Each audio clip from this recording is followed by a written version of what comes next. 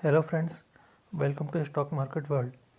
तो आज हमारी ये जो स्मॉल कैप, लार्ज कैप और मिड कैप स्टॉक्स की सीरीज चल रही है उसका आखिरी वीडियो है। तो इसमें हम कुछ और माइक्रो कैप स्टॉक्स को डिस्कस करने जा रहे हैं। ऐसे माइक्रो कैप स्टॉक्स को मैंने यहाँ सेलेक्ट किया है जिनका सेक्टर यूनिक है और जो कि अपने एक सेक्टर में, कुछ सेक्टर में लीडर भी हैं और जो आगे चल के आपको अच्छा रिटर्न्स दे सकते हैं। तो चलिए स्टार्ट करते हैं आज की वीडियो। तो पहला स्टॉक जो मैंने सेलेक्ट किया आपके लिए उसका नाम है एडीएफ फूड्स। तो एडीएफ फूड एक छोटी कंपनी है, 1700 करोड़ की कंपनी है। जो करती क्या है, जिसका बिजनेस है पैकेज्ड फूड और रेडी टू ईट फूड। आपने देखा होगा पैकेज्ड फूड आते हैं जिन्हें आपको बस जो ऑलमोस्ट रेडी रहते हैं, आपको बस उनको फ्राई करना है और वो खाने के लिए रेडी हो जाते हैं। तो इनका बिजनेस कंटिन्यूसली इस सेक्टर में ग्रो कर रहा है। तो आप देखिए, इनके प्रोडक्ट्स देखते हैं एक बार। इनके खुद के ब्रांड्स हैं जैसे एरोप्लेन, अशोका, कैमल, पीजे ऑर्गेनिक्स, ट्रूली इंडियन, सोल, खानसामा। तो इनके प्रोडक्ट्स इंडिया के अलावा आउटसाइड यूरोपियन कंट्रीज़ में, यूएसए में भी ये सप्लाई करते हैं। और अभी अगर आप नीचे एक न्यूज़ देखेंगे तो इन्होंने पतंजलि, आप देखिए, इनको राइट्स मिलने हैं, एक्सक्लूसिव राइट्स। एक्सक्लूसिव राइट्स मतलब होता है कि इनके अलावा और कोई डिस्ट्रीब्यूशन नहीं कर सकता। तो ये पतंजलि क्या करेगी, अभी पतंजलि के प्रोडक्ट्स को ये अभी क्या करने वाले हैं। अब देखिए कहाँ के लिए राइट्स हैं। तो ये यूके के एक्चुअली राइट्स हैं। यूके में जो भी पतंजलि के प्रोडक्ट्स अभी डिस्ट्रीब्यूट होंगे, सेल होंगे, उनका इन्होंने राइट ले लिया है। तो देखिए, खुद के प्रोडक्ट्स बनाते हैं, सेल करते हैं, इसके अलावा पतंजलि का भी राइट लिया हुआ है। तो काफ़ी अच्छा फ्यूचर मुझे दिखता है इनका। हालांकि अगर आप इनका रिटर्न देखिए तो पिछले 5 सालों में इन्होंने आपके 1 लाख को 5,46,000 बना के दिया हुआ है। और पी बाई ए रेशियो आप देखेंगे 34 का है। तो मुझे एक डिसेंट रिटर्न लगती है। हालांकि ये छोटी कंपनी है, इसलिए आपको रिटर्न ऐसा हो सकता है कि सडनली ये बहुत सालों तक चले ना और अचानक से एक स्पाइक आए और आपको मल्टीफोल्ड रिटर्न दे दें। जैसे कि 2020 में आप देखिए, इनका प्राइस बहुत गिर गया था। अभी वहाँ से अगर किसी ने वहाँ पे इन्वेस्ट किया होता तो मल्टीफोल्ड रिटर्न मिल रहे होते। फिर अचानक से कुछ सालों तक कंसोलिडेट करेगा और फिर से अचानक से ग्रो करता है। अब देखिए, इनके 400 प्लस प्रोडक्ट्स हैं, 8 इनके ब्रांड्स हैं, 55 कंट्रीज़ में एक्सपोर्ट करते हैं। अब फाइनेंशियल देखिए, इनका फाइनेंशियल कंटिन्यूसली 220 करोड़ से 375 करोड़ हो गया है। प्रॉफिट इनका 18 करोड़ का 50 करोड़ हो गया। फाइनेंशियल भी अच्छे हैं। शेयर होल्डिंग पैटर्न आप देखिए, शेयर होल्डिंग पैटर्न में क्या मिलता है हमको। FIIs, जो कि जनरली छोटी कंपनीज में इन्वेस्ट नहीं करते, बट यहाँ पे 10% आपको FIIs मिलेंगे। अब सोचिए, 1700 करोड़ की कंपनी है, उसमें FIIs ने 10% स्टेक लेके रखा हुआ है। DIAs 1.7% मिलेंगे, प्रोमोटर 31%, रिटेल हालांकि बहुत ज़्यादा है, 56% है। जो पहले 64 था, बट अभी भी 56 भी बहुत एक हाई अमाउंट है। तो अगर नेगेटिव पॉइंट्स आप मुझसे पूछेंगे तो यही एक नेगेटिव पॉइंट्स है। अदरवाइज मुझे इनका सेक्टर, मुझे इनका रेवेन्यू ग्रोथ सब कुछ काफ़ी अच्छा लग रहा है। चलिए अब आगे बढ़ते हैं दूसरी कंपनी की तरफ। दूसरी कंपनी भी एक फूड सेक्टर की ही कंपनी है, इसका नाम है हिंदुस्तान फूड्स लिमिटेड। इनका मार्केट कैपिटल है 4,000 करोड़ का। अभी देखिए, ये कंपनी क्या करती है, जैसे कि एडीएफ फूड खुद के प्रोडक्ट बना के उन प्रोडक्ट को ये इंडिया में, इंडिया के बाहर अदर कंट्रीज़ में सेल करती है। अभी हिंदुस्तान फूड्स क्या करती है, ये दूसरी कंपनीज़ के लिए, आप देखिए यहाँ पर नाम देख पा रहे होंगे, बहुत सारी कंपनीज़ को आप जानते होंगे।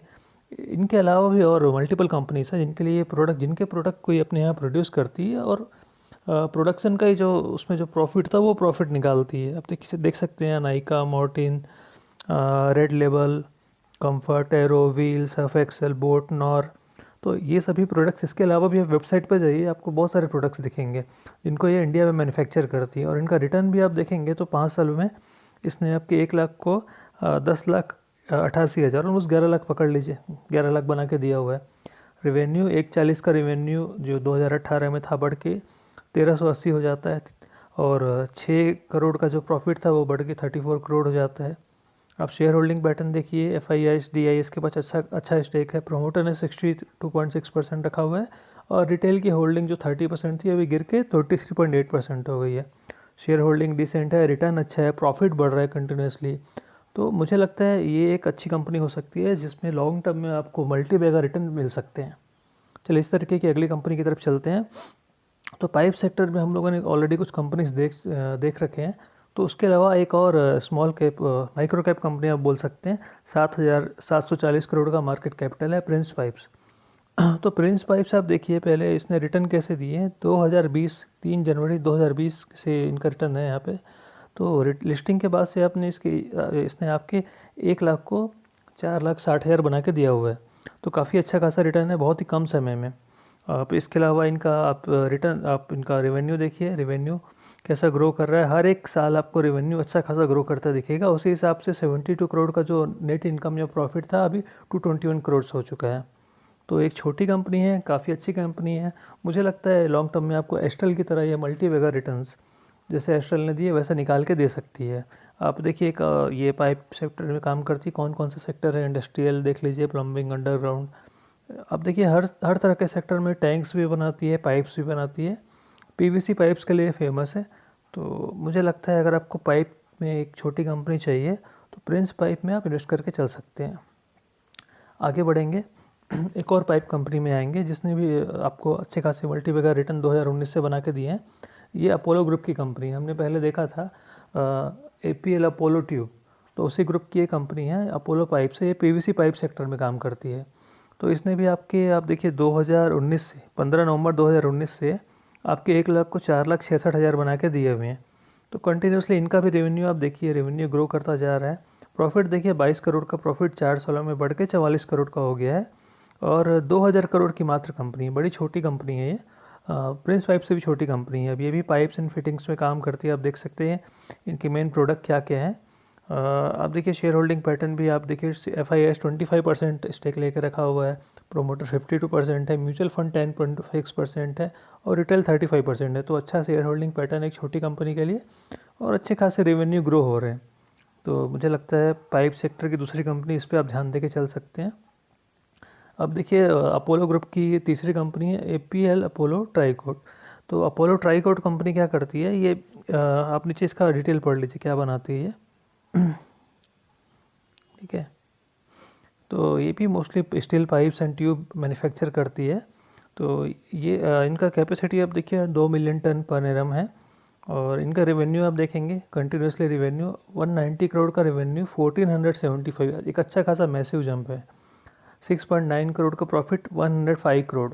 तो काफ़ी अच्छे जंप हुए इनके रेवेन्यू में, प्रॉफिट्स में। इसलिए शेयर होल्डिंग में आप देखिए इनका प्राइस देखिए आप, तो आपने 5 साल में इसने आपके 1 लाख को 24 लाख बना के दिया है। तो जैसे अगर किसी कंपनी का रेवेन्यू इतने अच्छे से ग्रो करेगा तो आपका रिटर्न भी वैसा ही मिलेगा। आप 5,000 करोड़ की एक कंपनी है। शेयर होल्डिंग पैटर्न देख सकते हैं। रिटेल का पार्टिसिपेशन इसमें हालांकि काफ़ी ज़्यादा है, 41% है। और FIS, DIS और म्यूचुअल फंड कम है। पिछली जो दो कंपनी हमने देखी, अपोलो ट्यूब और प्रिंस पाइप, तो उसमें आप देखेंगे रिटेल कम था कंपेरेटिवली बाकी इंस्टीट्यूशंस ज़्यादा था। यहाँ पे थोड़ा अपोजिट दिखेगा, तो यही एक नेगेटिव पॉइंट है। अदरवाइज़ रिटर्न के मामले में आपको ये कंपनी काफ़ी अच्छा रिटर्न निकाल के दिया और आगे भी अच्छा कंटिन्यू कर सकता है। कुछ ब्रांड्स दिखाने थे इसके। अब देखिए ये अपोलो क्या क्या ब्रांड्स है इसके। अपोलो एलिगेंट हो गया, अपोलो चौखट, अपोलो सिग्नेचर, अपोलो प्लैंक। तो ये कुछ ब्रांड है इसके। आगे बढ़ते हैं। अभी टेक्सटाइल कंपनी में जैसा कि आपने देखा होगा, टेक्सटाइल कंपनी में जैसा बूम चल रहा है, इसके कारण मैंने ये स्टॉक को सेलेक्ट किया। एक छोटी कंपनी है। छोटी कंपनी का सेलेक्ट करने का मतलब ये है कि आप इस कंपनी के ऊपर जस्ट रिसर्च करके चल सकते हैं, ज़्यादा इन्वेस्ट नहीं करना है।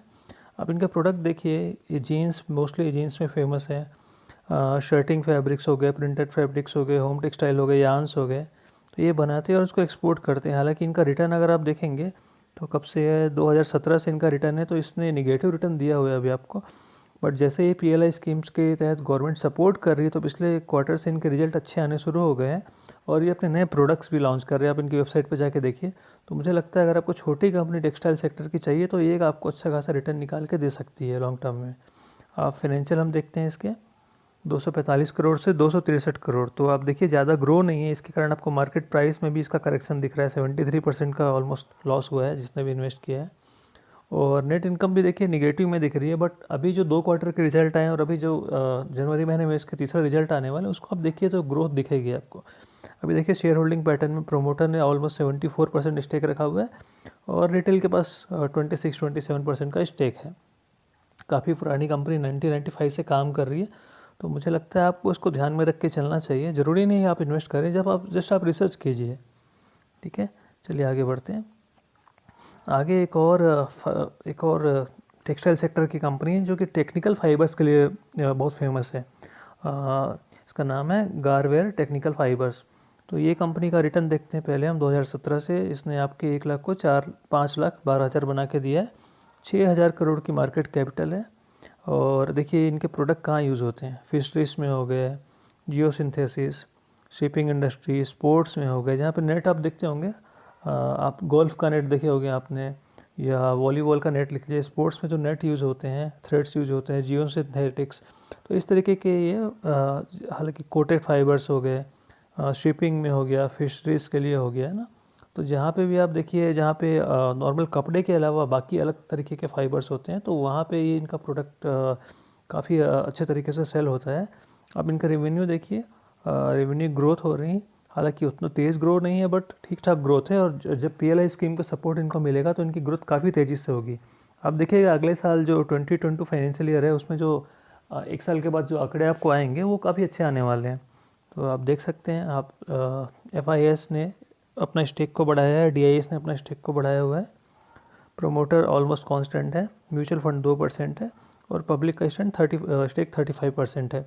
तो इसको आप स्टडी कीजिए। जो भी मैं स्टॉक आपको बता रहा हूँ, जो माइक्रो कैप कंपनीज होती हैं, उनमें आपको बहुत ही कम इन्वेस्ट करना होता है। तो आप स्टडी कीजिए और उसके बाद अगर अच्छा लगता है तो धीरे धीरे इन्वेस्टमेंट करना शुरू कर सकते हैं। चलिए अब आगे बढ़ते हैं। अगली कंपनी कौन सी है? अगली कंपनी एमटार टेक्नोलॉजीज़। 7,000 करोड़ की कंपनी है, न्यूली लिस्टेड कंपनी है। 26 मार्च 2021 को लिस्टिंग हुआ है, और लिस्टिंग होने के बाद से ये इसने आपके पैसे को डबल से ज़्यादा करके दे दिया है। अभी देखिए इनका सेक्टर देखिए, काफ़ी यूनिक सेक्टर है। न्यूक्लियर हो गया, डिफेंस हो गया, एरोस्पेस, स्पेस, इन सभी सेक्टर में ये काम करती है। तो गवर्नमेंट मोस्टली इसके क्लाइंट आप देखेंगे तो गवर्नमेंट के क्लाइंट आपको मिलेंगे, जैसे कि DRDO हो गया, इसरो हो गया, इस तरीके के गवर्नमेंट के क्लाइंट्स ज़्यादा हैं। कुछ प्राइवेट कंपनीज भी हैं। आप देखिए राफेल का नाम भी आपको दिख रहा है इसमें ना। तो इस तरीके का इसका बिज़नेस काफ़ी यूनिक है, और इस कारण इस कंपनी ने आपको प्रॉफिट भी काफ़ी जल्दी निकाल के दिया है, आपके पैसे को जल्दी ग्रो करके दिया हुआ है।